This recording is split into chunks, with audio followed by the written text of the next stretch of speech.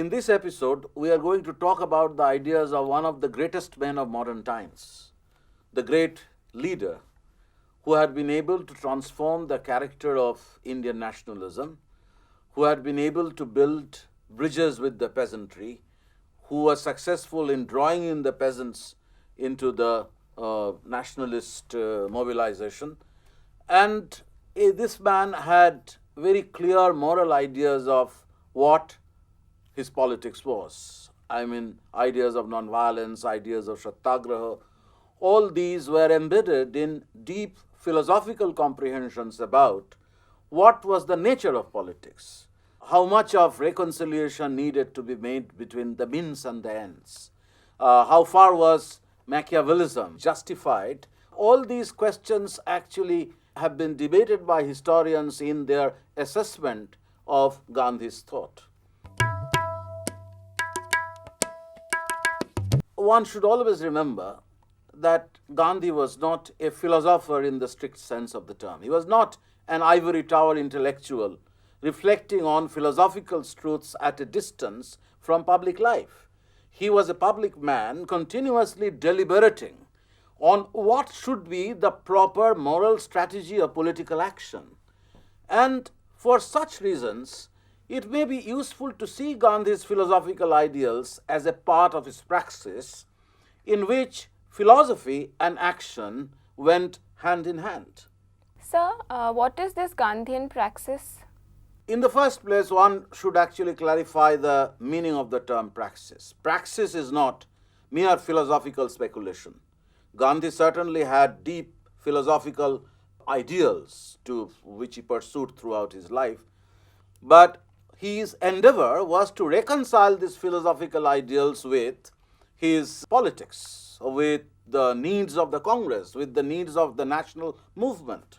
He had to convey these ideas to his followers. So, praxis actually implies a certain evolution of ideas over time, depending on the need for the thinker to negotiate with new situations and in the process inventing new ideas.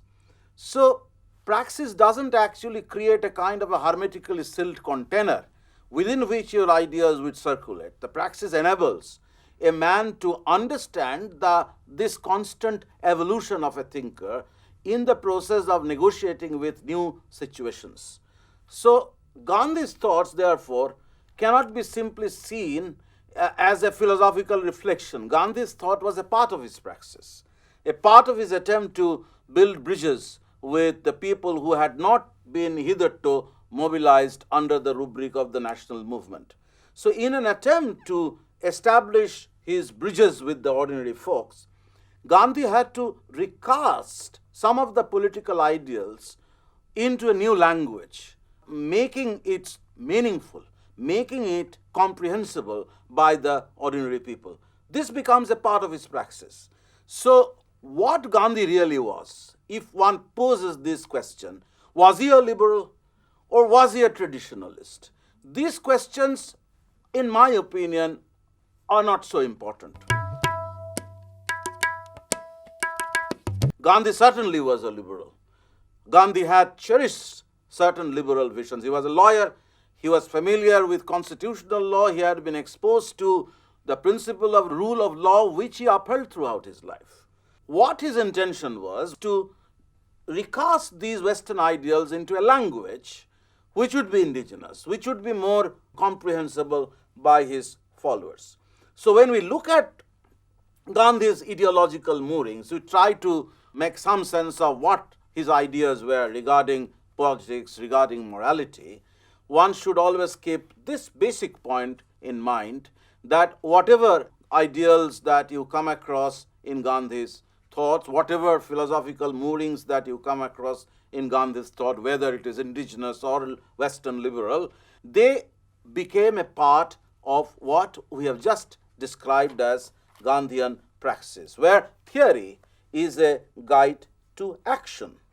And there is always a need to use a certain language which would enable a leader to build bridges or to establish communication with their followers. Now, saying this, one has to get into this whole story of how some of these ideals which Gandhi came to pursue after his emergence as the leading Indian nationalist were formed in an earlier phase of his life.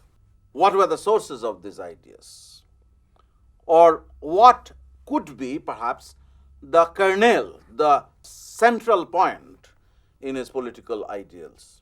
One should always remember that when Gandhi arrived in India, there was a need for nationalism to grow into a more broad-based movement. There was a period of dullness.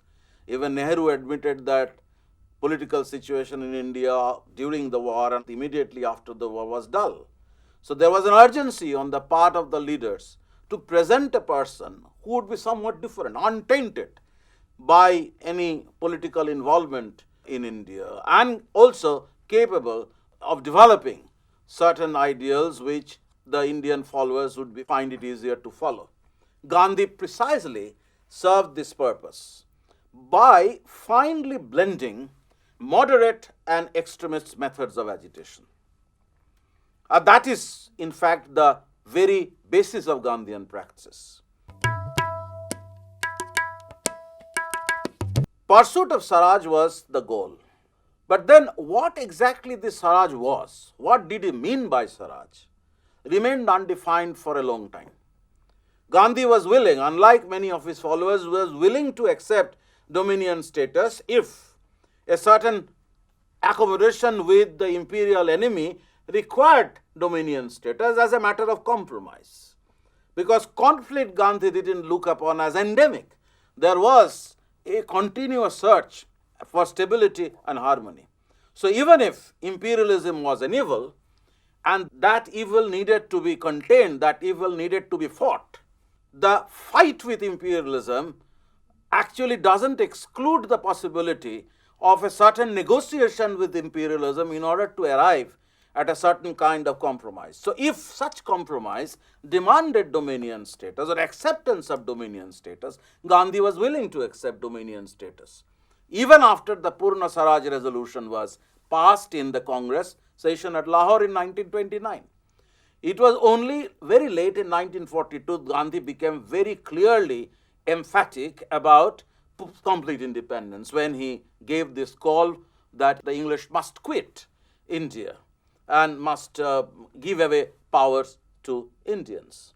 Now, to the extent that Gandhi was willing to work within the broad imperial framework, Gandhi was a moderate. But he was not a moderate.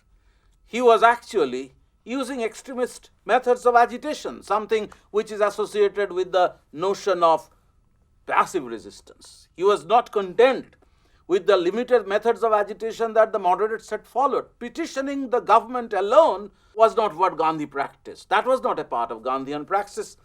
Gandhi wished the people to boycott British goods, boycott British institutions, schools, offices, judicial institutions, wanted people to renounce their titles, give up their practices in order to sever all their connection with imperial government. So here is a man, therefore, who was virtually reworking the extremist program of 1906. But then what is so distinctive in Gandhi? That is where the language of politics comes in as an important dimension of Gandhian praxis, because he was trying to recast this extremist program into a new political language where morality and ethics should figure as an important dimension. Instead of merely accepting the notion that something which is good to pursue should be pursued at any means or at all costs, Gandhi introduced this morality by equating politics with truth, or pursuit of the agitation against imperialism with truth. Excuse me, sir, how does one see this moral dimension in Gandhian praxis? Satyagraha, of course. I mean, that is where you can see the moral dimension in Gandhian politics. It's a part of his thought process, it's a part of his ideal, it's a part of his praxis at the same time. Satyagraha is the quest for truth. And so a person who is agitating against the evil of imperialism is actually pursuing truth. There is an unending quest for truth among the fighters for freedom, among the Satyagrahis at a personal level, and that personal feeling of being elevated to a higher plane through pursuit of truth would actually give politics a moral element. Now, one can always debate on what the concept of truth signified. Truth for Gandhi on certain occasions was synonymous with God. On certain occasions, truth was an inner voice, something which arises from one's conscience. Truth in certain occasions was non-violence. But in any case, whether it is God, it is non-violence, it is the inner voice of conscience, all these are interrelated. And the autobiography, the story of my experiments with truth, actually suggests this continuous quest for truth through experiments. And through such experiments, Gandhi was actually thinking of a kind of personal elevation, but at the same time transforming the nature of politics as well. But whatever be the meaning of the truth was, there is no denying that he managed to recast this method of extremist agitation by introducing into it an element of spirituality. And this is precisely what intrigued his opponents. The imperial officials found it difficult to explain what this man was trying to achieve, what this man was saying. They were completely baffled. The deep moral tone that he introduced into political agitation. One central point of this whole idea of Satyagraha was a conscious avoidance of violence. Even though on occasions Gandhi preferred violence to cowardice, but in the whole concept of a non-violent mode of agitation and accepting non-violence as a kind of a spiritually elevating ideal, there was certainly an element of mysticism. Politics is truth, and truth is non-violence. Imperialism represented falsehood. So the fight against imperialism was the quest for truth by following this particular non-violent method of agitation, which was expected to elevate people to a higher level. There is, however, an argument by a scholar called John Bondurant that non-violence implied creative conflict, a path towards moral elevation which required deep philosophical reflection before any action. So you would come across many instances of Gandhi retiring to a chamber when going into fasting before taking a crucial decision. This is one dimension. The other dimension of this creative conflict is the readiness to come to a certain kind of agreement, a certain kind of consensus. It leaves the room open for negotiations. It gives an opportunity to the enemy to arrive at a consensus with you. When you are practicing non-violence, you are willing to suffer for the cause. You are courageous enough to face the brutal power of imperialism, but at the same time, you are allowing imperialism to change its mind, to come to a certain kind of agreement with you and to arrive at a consensus. So, non-violence requires peaceful violation of illegitimate laws, courting mass arrest without resorting to any violent action, participating in hartals or strikes, going on fasting. All these are aspects of Satyagraha, it's the quest for truth.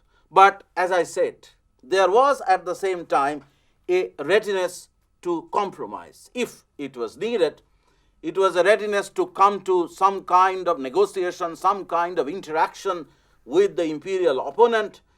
And some critics of Gandhi would say that it also, within the Gandhian praxis, justified withdrawal from a movement at a point of militancy. It happened towards the close of the non-cooperation movement when the movement turned violent at Chauri Chaura. Gandhi went on fasting and decided to withdraw the movement. And this had evoked much criticism from his contemporaries and also from later historians who tried to find out a certain logic in Gandhian nationalism by arguing that while the idea of Satyagraha was actually capable of unleashing a mass movement against imperialism, the idea of Satyagraha, because of this inherent logic, was capable of putting a certain restraint on the movement when these movements threatened to grow into a more militant movement directed against the social stability. So Gandhi was in favor of a certain degree of stability in social life, and whenever such movements threatened to tear social stability asunder, Gandhi would be in a mood to withdraw. But in defense of Gandhi, one might say that this ideal actually managed to reach out to the people, and the people participated in the Satyagrahas, giving a measure of strength to the national movement. And one should also have some sympathy for the nationalist leaders who wish to maintain a certain amount of unity in the national movement when this national movement was always likely to be weakened by internal social divisions. There were conflicts among castes, conflicts between communities. So in this kind of a situation, some amount of caution on the part of the leader was perhaps needed to maintain the unity of a unitarian national movement. Now, saying this, one has to go into the roots of Gandhi's ideas at a more philosophical level, because a certain philosophical mooring can always be identified in what I have labeled as the Gandhian praxis.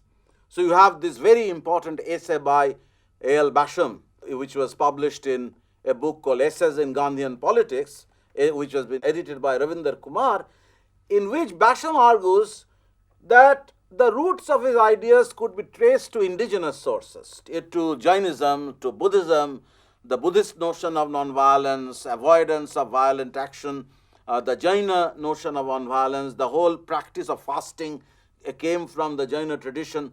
Gandhi also absorbed ideas from Vaishnava tradition. He was impressed by the ideal of detachment, which was there in the Bhagavad Gita. So you have a whole range of indigenous religious sources from which Gandhi had derived his ideas. There is an element of dharma in it. Also, Gandhi had seen how the traders in Gujarat actually went on fasting before, in order to protest against the taxes. Such instances happened in the 19th century. So there is always a tendency to see Gandhi's ideas in terms of Indian tradition, Jainism, Buddhism, Vaishnavism, the Bhakti tradition for that matter. These images are cited by Basham in support of his contention that in order to explain Gandhi's ideas regarding Satyagraha, non-violence, or the quest for truth, one has to go to these Indian tradition, this indigenous religious tradition in which Gandhi's ideas were embedded. Excuse me, sir. Are we to limit the ideological influences on Gandhi to indigenous sources alone, or were there any Western influences also? No, there were Western influences. Gandhi himself admitted how he was inspired by Henry Thoreau or Ralph Emerson, Ruskin or Tolstoy. Gandhi had a long correspondence with Tolstoy. He was perhaps impressed by Tolstoy's anarchism, but at the same time Tolstoy also impressed upon him the need for nonviolence. Gandhi absorbed these ideas of nonviolence from Ruskin and Tolstoy and Thoreau. Ruskin also introduced an element of Christian radicalism into his mind. Gandhi himself admitted that the dignity of labor as a moral ideal he absorbed from Ruskin. So there is a meeting of the East and the West in Gandhi. Some of the ideas which he had absorbed from traditional sources came to be reconfirmed by his acquaintance with Western thought. Tolstoy is particularly important in the sense that Gandhi certainly had an anarchist streak in him. But it was an anarchism that took a position against the powerful state, the might of the state power. We shall return to this question a bit later when we try to see Gandhi as a liberal who had become suspicious of the power of the state, who wished to create a different kind of state based on consensus, based on the participation of people in institutions of local government. So it is an alternative conception of the state. It was not a complete anarchy that this man was actually recommending or propagating. One of the central points, if we wish to see Gandhism or read Gandhism from the perspective of our own concerns, Gandhi was a practitioner of the politics of consensus. Even when he was actually suggesting the need for a confrontation with imperialism, there was a willingness to arrive at a certain kind of consensus with the enemy. And this politics of consensus was articulated through different images and visions. Take, for example, Gandhi's assessment of the caste system. On the face of it, it would seem that Gandhi was accepting caste inequality and caste divisions. But a man who had been fighting against untouchability, who had been able to, among the nationalist leaders, to make a great impression of the lower castes. A person who had endorsed the temple entry agitation, who had been associated with Harijan upliftment. So this man was not endorsing caste system in the way it existed, but caste system in the sense of a division of labor. Caste system in the sense of a certain interdependence between men performing different occupations in ancient India, a part of the Varna system that had existed before so many jatis began to emerge, had made an impression on his mind about the presence of an interdependent, harmonious world in India's antiquity, in which people lived in a relatively stable order. That is something which is important. Trying to look back into an ideal world of stability and harmony and contrasting this with the conflict of the modern times. To the extent that caste system provided a vision of stability, a vision of interdependence, Gandhi was actually talking about Varnasrama as something which was acceptable. So how do you place Hind Swaraj in 1909 in the evolution of Gandhian thought about a harmonious society? Yes, we'll come to this question a little later. But before that, we can spell out certain other features of the politics of consensus as well. For example, Gandhi's belief that if the landlords actually were freed of the enormous burden that imperialism had placed on them, the landlords would go back to that ideal world where between them and the peasants existed an interdependent relationship. Think about the trusteeship ideal, another dimension of the politics of consensus that he was espousing, that between labor and capital there was not necessarily a relationship of conflict. The owners, the mill owners were required, as Gandhi suggested, to look after the welfare of the mill hands. And the mill hands, in turn, were expected to show some amount of loyalty to the mill owners. So the mill owners were to act as trustees of the mill hands. So it is not actually visualizing an unending conflict between the landlords and the peasants on the one hand and the mill owners and the mill hands on the other. It is actually once again talking about a harmony, a harmonious, stable social order in which the different classes were expected to collaborate with each other. This vision was at the back of his mind when he composed this particular tract. You were perfectly right in drawing attention to Hind Swaraj, which was composed in 1909. It was an articulation of this ideal of consensus, because behind it, or behind the ideas that he spelt out in the Hind Swaraj, existed that imagination of an ideal world in the past, uncontaminated by the divisive factors of modernity, uncontaminated by the conflicts that were unleashed by industrialism, that conflicts that were unleashed by the imposition of machine on man.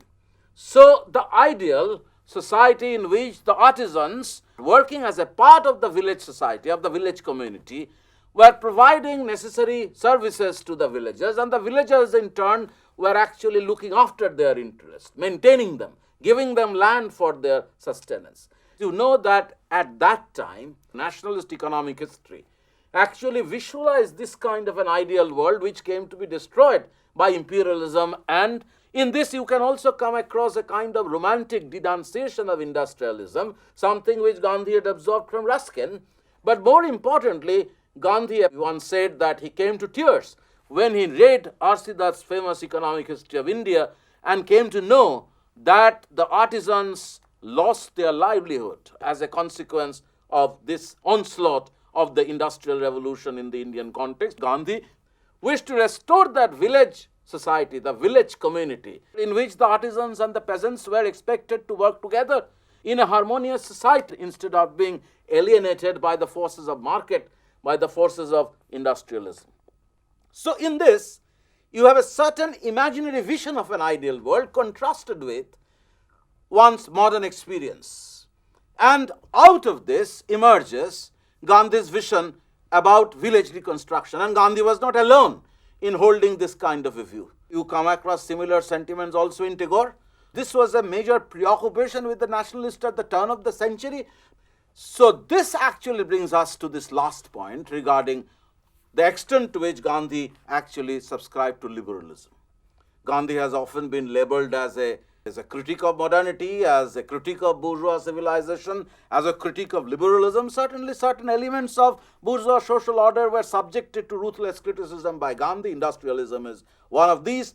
But at the same time, one has to realize that Gandhi was a liberal.